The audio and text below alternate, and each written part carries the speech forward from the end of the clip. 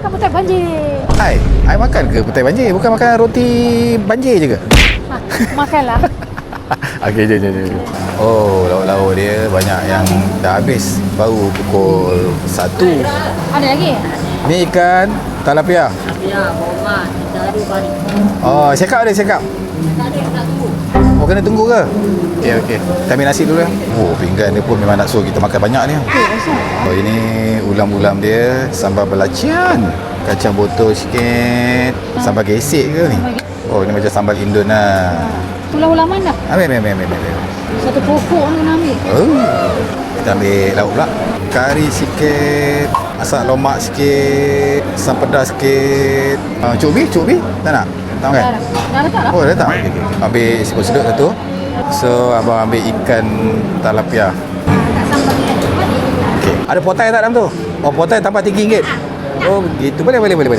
Nice. Oh, banyak lah petai lah Ikan je 28 sekali dengan petai. Okey. Sudut-sudut 15. berapa kak?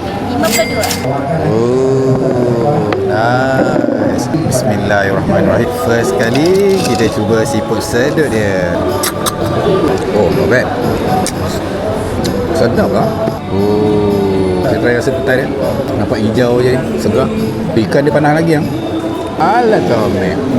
Bagi sikit nak lah kuah. Kuah apa sikit? Paste ni. Paste dia. Dia masak just nice lah. Dia tak terlalu garing. Rasa lagi dia punya juicy ikan tu. Paste dia, cuba try rasa paste dia. Sedap.